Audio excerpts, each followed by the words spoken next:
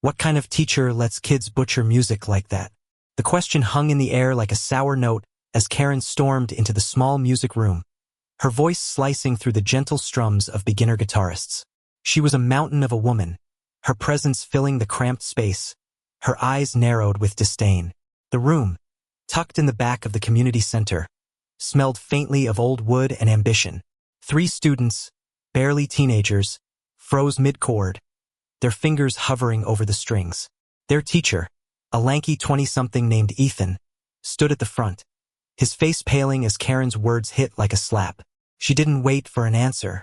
"This is a disgrace," she spat, her purse swinging like a weapon as she gestured at the kids. "You call that teaching? My nephew could play better blindfolded." Ethan's jaw tightened, but he held his ground, his voice calm but trembling at the edges. "Ma'am, they're just starting out. Learning takes time." Karen scoffed, her laugh sharp enough to cut glass. "Time? You're wasting theirs and mine. I paid for a recital, not a catfight with a guitar." The students exchanged glances, their cheeks flushing with embarrassment. One girl, Mia, clutched her guitar like a shield, her eyes darting to Ethan for rescue. Karen wasn't just a parent. She was a storm, the kind that uprooted everything in its path.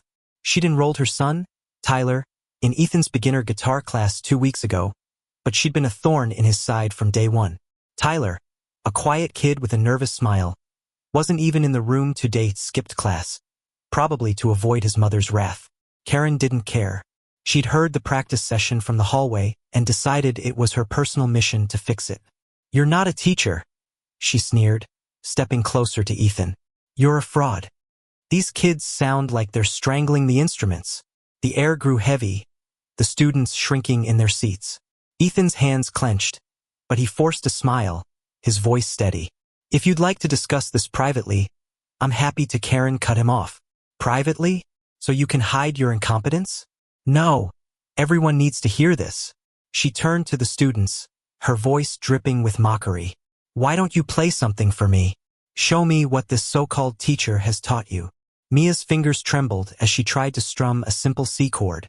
The sound came out wobbly, off-key. Karen threw her hands up. "See? Pathetic." Ethan stepped forward, his voice firmer now. "They're learning, ma'am. Mistakes are part of it." But Karen wasn't listening. She was already dialing her phone, muttering about filing a complaint with the community center's board. The kids looked defeated, their confidence crumbling under her gaze. Ethan felt a fire spark in his chest, not anger, but something fiercer. He'd spent years teaching music to kids who'd never touched an instrument, kids whose parents couldn't afford private lessons. This class was their chance, and Karen was tearing it apart. He took a deep breath, his mind racing. He could kick her out, but that would only escalate things. Instead, he turned to the students, his voice soft but commanding. "Let's play Twinkle, Twinkle for her, just like we practiced." The kids hesitated, their eyes wide with fear. Karen smirked, crossing her arms. "This ought to be good," she said, her tone dripping with sarcasm. Ethan nodded at Mia, who swallowed hard and positioned her fingers. The first notes were shaky, but Ethan joined in, strumming alongside them on his own guitar. The sound wasn't perfect, but it was honest. The other 2 students, Sam and Lila, followed suit, their chords blending into something raw but recognizable. Karen's smirk faltered for a split second, but she recovered quickly. "That's it? That's your best?" she taunted. Ethan kept playing, his eyes locked on his students, willing them to keep going. Then, a twist Sam, the quietest of the trio, suddenly stood up. His face was red, his hands shaking, but his voice was steady. "We're trying," he said. "Why do you have to be so mean?" The room fell silent. Karen blinked, caught off guard. For the first time, her confidence wavered, but she doubled down, her voice rising. "Mean? I'm just telling the truth. You kids are terrible, and it's his fault." Ethan's heart sank, but Sam's words lit a spark in the others. Mia's eyes narrowed, and Lila gripped her guitar tighter. They weren't just students anymore, they were a team, pushed too far. Ethan saw it in their faces. They were done being afraid. He leaned in, whispering just loud enough for them to hear. "Let's show her what we've got. Play from your heart." The kids nodded, their fear replaced by something new, defiance. They started again, this time with a fire Karen hadn't expected. The chords were still rough, but there was a rhythm, a passion, that filled the room. Ethan joined in, his strums guiding them, turning their mistakes into something alive. Karen's smirk faded completely now, her arms dropping to her sides. She opened her mouth to interrupt, but Ethan raised a hand, his voice cutting through. Let them finish. For once, she didn't argue. The music stopped, and the room buzzed with tension. Karen's face was unreadable, but her silence spoke volumes. She'd expected to humiliate them, but instead, she was the one exposed. The students weren't perfect, but they were trying, and that was more than she could claim. Ethan stepped forward, his voice calm but unyielding. You can criticize me all you want, but these kids are learning. They're brave enough to try. Can you say the same? Karen's mouth opened, then closed. For the first time, she had no comeback. The students stared at her, their guitars still in hand, their confidence growing with every second she stood there, speechless. She muttered something about talking to the board and stormed out, her purse swinging wildly. The door slammed behind her, and the room erupted in cheers. Ethan grinned, his heart swelling with pride. You guys were amazing, he said, and the kids beamed, their fear replaced by triumph. But this wasn't the end. Karen wasn't the type to let things go. The next day, the community center was abuzz with whispers. Karen hadn't just left, she'd gone straight to the board, filing a formal complaint against Ethan. She claimed he was unfit to teach, that his classes were a waste of money, and that he'd humiliated her in front of the students. The board, a group of well-meaning but overworked volunteers, called an emergency meeting. Ethan sat in the small office, his stomach twisting as he faced the board's chair. Ms. Larson, a no-nonsense woman with a knack for fairness. We've received a serious complaint, she said, her eyes scanning the papers in front of her. Karen says you mocked her and failed to teach the students properly. What do you have to say? Ethan took a deep breath, his hands steady despite the storm inside him. I didn't mock her. She came into my class, insulted my students, and disrupted our lesson. I stood up for them. That's my job. Ms. Larson raised an eyebrow, jotting down notes. She's demanding a refund and your removal. She's got a petition going around. Ethan's heart sank. A petition? Karen was relentless. Back in the classroom, the students were shaken. Mia, Sam, and Lila had heard about the complaint, and guilt gnawed at them. It's our fault, Mia whispered, her guitar untouched on her lap. If we'd played better, she wouldn't have freaked out. Sam shook his head, his voice fierce. No, it's her. She's the one who's wrong. Ethan overheard them and knelt beside their chairs. This isn't on you, he said firmly. You showed up. You played. You stood up to her. That's what matters. But the kids weren't convinced. They'd seen Karen's wrath, and they knew she wasn't done. What they didn't know was that Karen had escalated things further. She posted about Ethan on a local community forum, calling him a hack, and urging parents to pull their kids from his class. The post was gaining traction, with a few parents chiming in, swayed by Karen's outrage. Ethan's reputation, built over years of teaching for next to nothing, was under fire. Then came the twist. Tyler, Karen's son, showed up to class. He hadn't been there during the confrontation, but he'd heard every detail from his mother's rants at home. His face was pale, his eyes avoiding Ethan's as he slipped into the back of the room. I'm sorry, he mumbled, clutching his guitar case. She's always like this. Ethan's heart softened. Tyler wasn't like his mother, was shy, eager to learn, but crushed under her expectations. You don't have to apologize for her, Ethan said gently. You're here to play, right? Tyler nodded, his fingers brushing the strings. The other students welcomed him, their shared experience forging an unspoken bond. But Tyler had more to say. She's planning something, he whispered, his voice barely audible. She's coming to the recital tomorrow. She wants to record you messing up. Ethan's blood ran cold. The recital was the kids' chance to shine, a small event for parents and friends. If Karen was planning to sabotage it, he had to act fast. Ethan spent the night preparing. He stayed late at the community center, helping the kids polish their performance.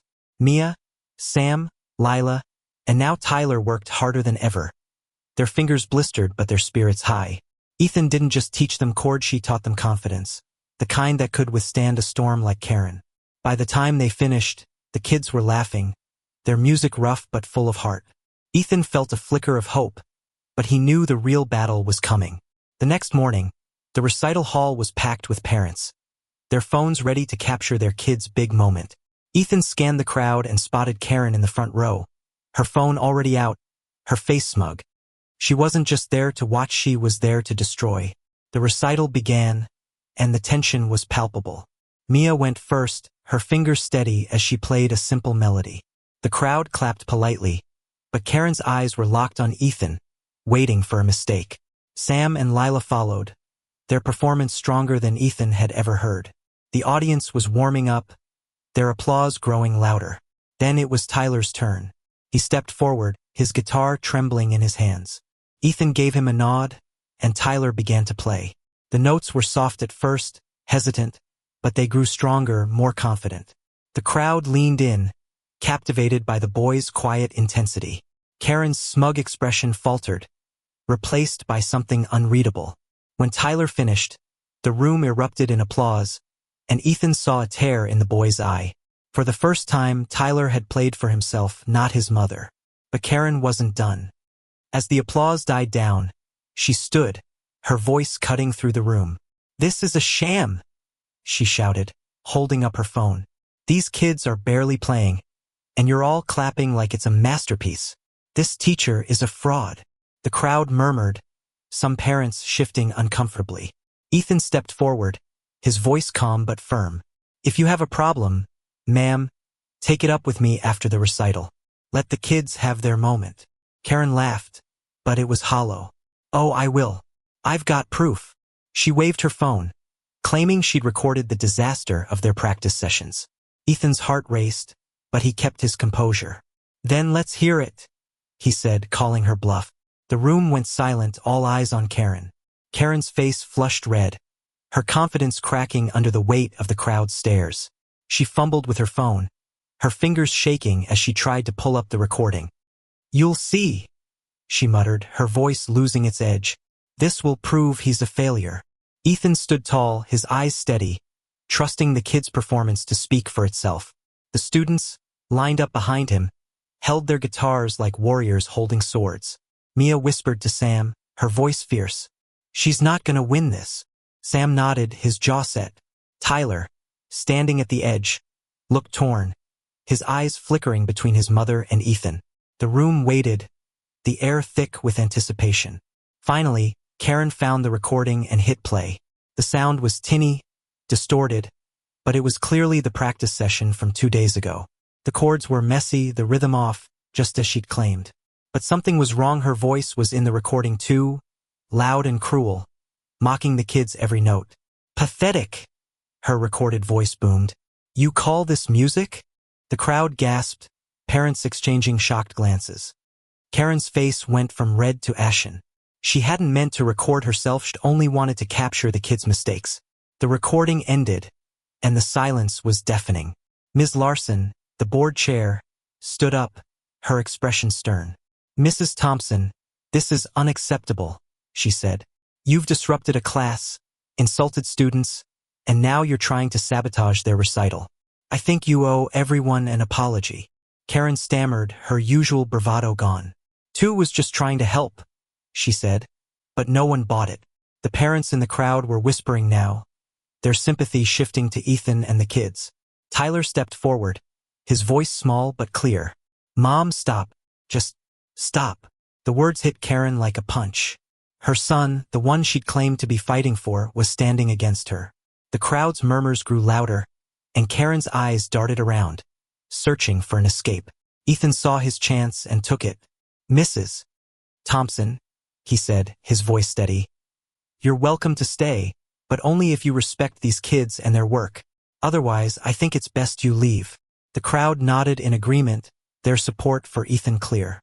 Karen's shoulders slumped, her phone slipping from her hand to her purse. She opened her mouth to argue, but no words came. The weight of her actions, the complaint, the petition, the public shaming crashed down on her.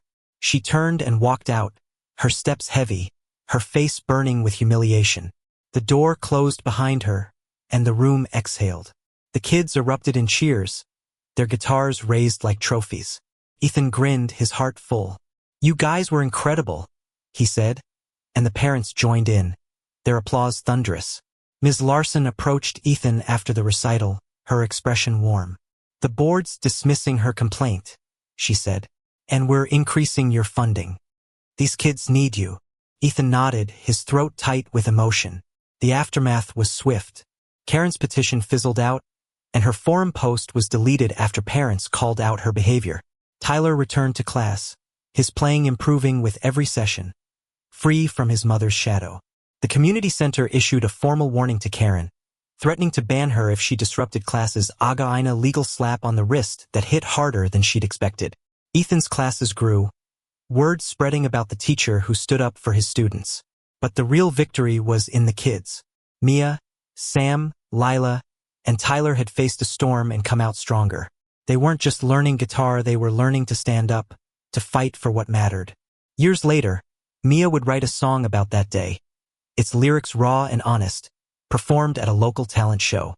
Sam would teach guitar to younger kids, passing on Ethan's lessons. Lila would start a band, her confidence unshakable. And Tyler, once afraid of his own voice, would dedicate his first album to Ethan, the teacher who believed in him when no one else did. Their music wasn't perfect, but it was theirs, built on courage and heart. And somewhere, in the back of their minds, they'd always remember the day they played through Karen's storm and came out singing.